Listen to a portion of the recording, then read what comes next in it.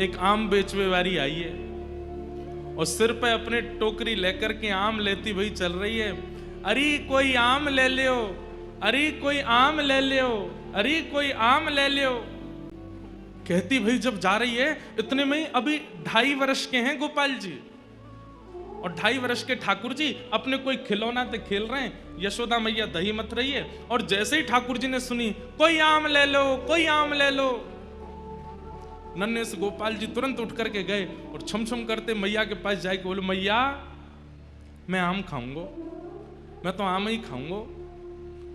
मैया बोली लाला तेरे बाबा ने पूरे भंडार भर रखे हैं फलन थे, मां सेब उधरे, आम उधरे, अंगूर उधरे, सबरे फल भरे पड़े हैं, जाए के खा ले और आम लेकर के खा करेगो। लेकिन बालकों का स्वभाव है, ठाकुर जी को स्वभाव है मैं खुद खरीद के लाऊंगा, अपने हाथन से खरीद के लाऊंगा फिर पाऊंगा, बाबा की खरीदी वही चीज ना लूंगा। मैया मैं तो आम खाऊंगा, आम रोने लगे। मैया बोली लाला जे फल ऐसे ही ना मिलो करें, कछु देनो पड़े तब मिले, तू कहा देखो।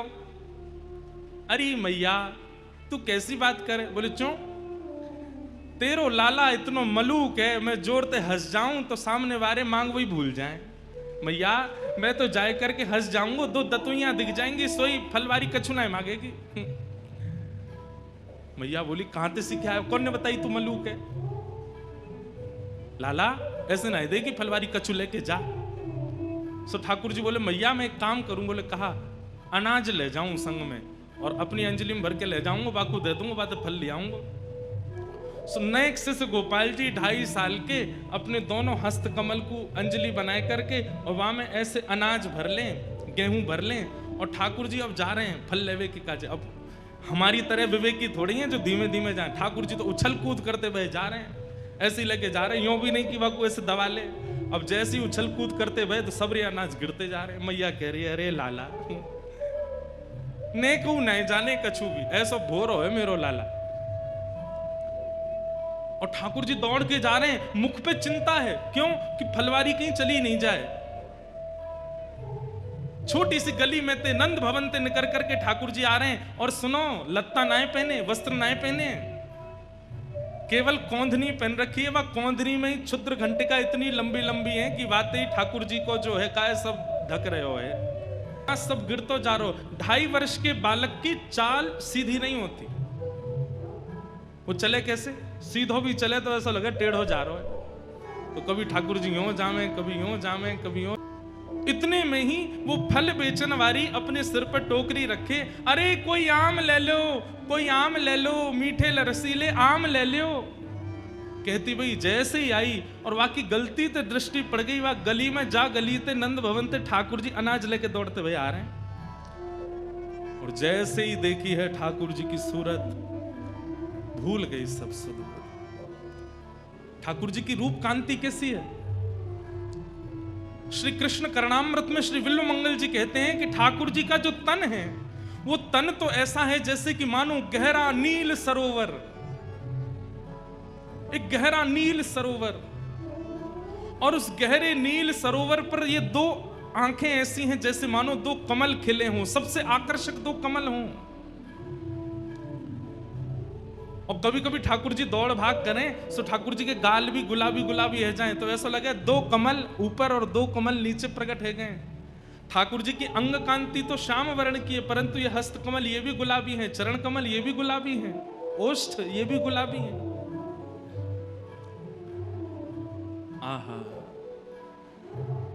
और बीच बीच में जो स्वर्ण के आभूषण मैया ने पहनाए हैं वो ऐसा लगे कि स्वर्ण कि कोई नील सरोवर में कोई ने दीप दान किए हो, तो सुंदर सुंदर सुंदर सुंदर दीप वह सरोवर में मचल रहे हैं। तो ऐसे ठाकुर जी की रूप कांति पर मानो जैसे स्वर्ण के आभूषण लगते हैं।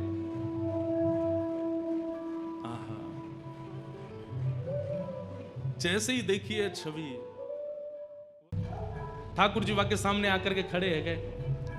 अरे सुनो गोपी, मधुर स्वर जैसे कान में गए उसके सिर से तो टोकरी गिरने वाली है, जैसे तैसे संभालती है। कहो लालन मोकू आम दे दो। गोपी नीचे बैठ गई और जैसे ही टोकरी बगल में रख करके बोली, अच्छा आम चाहिए? बोला हाँ। पहले कछु देनो पड़ेगा तब आम मिलेंगे। ठाकुर जी बोले हाँ मैं लेके आया हूं। और जैसी अंजलि आगे करी, सबरे अनाज गिर गए, एक अन्न को दानो पड़ो बस। ठाकुर जी कह रहे जे बचो है। अरे सबरे गोपी गिर गए रास्ता में, अब तुम याते जितनो मिल जाए उतनो दे दो। एक अन्न को दानो है और बाकू ठाकुर जी कह रहे हैं कि याते जितनो मिल जाएगा आम उतने दे दो। गोपी के नेत्र सजल हो गए, वो तो मुख कांति देख रही है, ठाकुर जी की मधुर बैन सुन रही है, नेत्रों में ही उसकी स्थिति है। गोपी बोली अच्छा या के बदले जितनो मिलेगा उतना दे दूं? बोले हाँ दे दो। गोपी ने कही लाओ दो। जैसे गोपी ने हाथ कियो, ठाकुर जी ने एक अन्न को दानो के हाथ में दियो, गोपी ने संभाल करके धर लियो।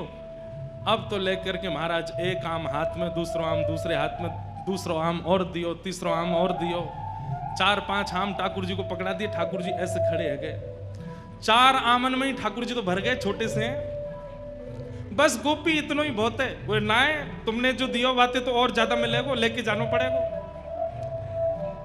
ठाकुर जी बोले अब कैसे देगी? तो गोपी अपनी एक चुनरी उतार करके ठाकुर जी की कमर पे बांधे और वह कमर में कस के बांधी वही चुनरी में एक आम यहाँ खोस दियो, एक आगे खोस दियो, पीछे खोस दियो, ऐसे करके चारों तरफ आम खोस दिए कमर पे। आज ठाकुर जी ने आम की कोंदनी पहनी है। आम की कोंदनी पहन रखी है। वही चुनरी को नेक छोड़ बचो है तो वही हाथ पे बांध दिए, तो 1-2 आम यहाँ लगा दिए, दूसरी तरफ यहाँ पे 1-2 आम लगा दिए। चुनरी को एक छोड़ और फाड़ करके सिर पे बांधो, 2 आम यहां लगा दिए, एक आगे एक पीछे लगाए दियो। ठाकुर जी बोले अब तो मैं गिर जाऊंगा, इतना भारी है गए हो। गोपी बोली अब जाओ। अब ठाकुर जी ने ऐसे आम भर रखे हैं, सिर पे भी आम लग रहे हैं, यहाँ पे वो आम फंसे हुए हैं, यहाँ पे वो आम लगे। अब ठाकुर जी जब चले तो ऐसे चल रहे हैं कोई गिर नहीं जाए। कहीं कहीं कोई आम ज्यादा दब गया तो वहां में ते रस निकल करके आ रहा हो, वो ठाकुर जी को स्नान करा रहा है। और ठाकुर जी ज्यों ज्यों पग बढ़ा के चलते जा रहे हैं त्यों त्यों वो गोपी निहाल लेती जा रही है। मन में इच्छा है रही है कि ये जाए ना, ऐसे ही देखत रहूं तो मैं जन्म सफल कर मानूं, मैं ऐसे ही देखती रहूं इनको। वहां से यशोदा मैया लाला की झांकी देख रही है और यहां से वो आम बेकनवारी देख रही है। ठाकुर जी की छवि देख करके निहाल है गई और जैसे ही सिर पर आम की टोकरी लेकर के निकली है, पहले तो कह रही आम ले लो, लेकिन अब रास्ता में कहती जा रही है अरे कोई गोपाल ले लो, अरे कोई गोविंद ले लो, अरे कोई घनश्याम ले लो, अरे कोई लाला ले लो, अरे कोई कृष्ण ले लो। कृष्ण गोविंद गोपाल मधुसूदन मुरारी कहती हुई जा रही है। आहा, वह एक अन्न के दाने को बार बार शीश से लगावे, नेत्रन से अश्रुपात है रहे, बहाने बना बना करके रोज जावे नंद भवन के सामने और ठाकुर जी रोज वहां से कछु खरीद वे जावे। ऐसी कृपा ठाकुर जी ने वाके ऊपर करी।